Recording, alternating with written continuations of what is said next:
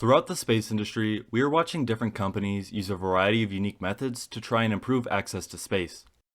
This process often revolves around lowering costs and improving launch cadence, both of which are a direct result of partial and full reusability if done successfully.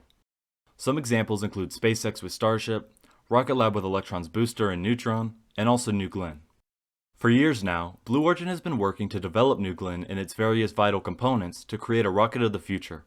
While there no doubt have been some hiccups along the way, they are determined to get this rocket up and running. In terms of recent updates, we've received some more information on the BE-4 engine, which is critical to New Glenn's future. Other than this, Blue Origin has kept to themselves for the most part, leaving us to try and figure out when we should expect significant tests, a first launch, and more. This being said, with such an ambitious design and goal, the company has a lot to do prior to a maiden flight.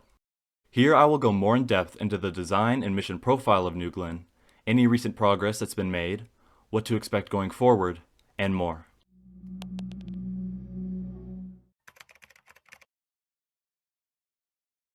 Unfortunately, New Glenn has been delayed quite a bit over the past few years. This has been for various reasons. However, one of the biggest factors that impacts the current and future progress of this rocket has to do with BE-4. New Glenn will utilize 7 BE-4 engines on the first stage, expected to produce around 3.85 million pounds of thrust at sea level. This being said, there are a few roadblocks and priorities the company needs to complete before moving on to New Glenn. One example is United Launch Alliance's Vulcan rocket.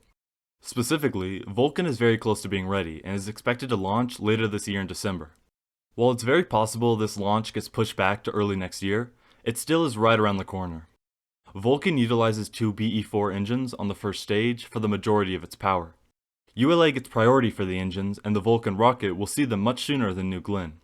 This is part of the reason why updates on the BE-4 engine are so relevant to New Glenn's progress, and the future of the launch vehicle. It's not so much that the rocket uses the engine, but the fact that BE-4 has been a slightly limiting factor in terms of readiness. This being said, Tori Bruno, the CEO of ULA, has been providing updates on the engines as they continue to prepare them for Vulcan. Most recently, late last August, he tweeted saying, "Okay then, I spy a BE-4 Flight Engine 2 on the test stand." This included an image of a BE-4 engine prior to static fire testing on Blue Origin's test stand. In the replies to the tweet, he also said that more information regarding the test would be released soon. As Blue Origin continues to work on the production and testing of BE-4, they get closer to some of the first New Glenn milestones, revolving around launch vehicle tests and more. Taking a closer look at this engine, BE-4 is a liquefied natural gas, or LNG, fueled rocket engine. Using an oxygen-rich stage combustion cycle, BE-4 is capable of producing 550,000 pounds of thrust with deep throttle capability. Blue Origin highlights that they chose LNG because it is highly efficient, low cost, and widely available. They specifically point out that unlike kerosene, LNG can be used to self-pressurize its tank, known as autogeneous repressurization. This eliminates the need for costly and complex systems that draw on Earth's scarce helium reserves. In addition, LNG also possesses clean combustion characteristics even at low throttle, simplifying engine reuse compared to kerosene fuels. An important feature considering New Glenn's booster is reusable. BE-4 was designed from the beginning to be a medium-performing version of a high-performance architecture. A conscious design choice made to lower development risk while meeting performance, schedule, and reusability requirements. Blue Origin finishes by saying their hardware-rich approach, multiple developmental units, and redundant test stands enable high test tempo and rapid learning. As of right now, the engine has made some significant progress and the company is working to provide ULA with what they need. BE-4 is currently undergoing full-scale engine development testing at facilities in Van Horn, Texas. Not to mention, full-rate production will occur in Blue Origin's new engine manufacturing facility in Huntsville, Alabama. Another big factor to consider will be the result of Vulcan's first launch. If it goes perfectly, it will be a great test and an example of BE-4, and Blue Origin can work to improve production for New Glenn. If something were to go wrong involving the engines, it could mean a setback not just for Vulcan, but New Glenn as well. While here I just went in depth into BE-4 and how it impacts New Glenn and its future, there are a host of other factors to consider as well. This includes work on additional necessary infrastructure such as the pad, factory, and more. All of which will impact the future of New Glenn, and when we should expect to see it take off for the first time. In terms of the first launch of New Glenn, hopefully, we can expect to see it happen in 1 year. Realistically, however, closer to 2+ years. Before this launch, more progress is needed on BE-4, and all the initial tests, static fires, etc. the rocket will need to go through prior. Not to mention, this is a very ambitious launch vehicle that will no doubt run into some complications during testing, as almost all rockets do. Now that we've taken a closer look at the BE-4 engine and Blue Origin's priorities regarding New Glenn, we can focus on the launch vehicle itself and some of the features that makes it stand out. The reusable component of the New Glenn launch system is its first stage, including its 7 BE-4 engines. After second stage separation, the first stage booster reorients itself to re-enter the atmosphere aft end first. Through a combination of aerodynamic and propulsive maneuvers, the stage performs a precision landing on an ocean-going platform in the Atlantic Ocean. After recovery at sea, the booster returns to the launch site via Port Canaveral for inspection and reuse. A more detailed look at the mission profile gives a good example of what Blue Origin is attempting.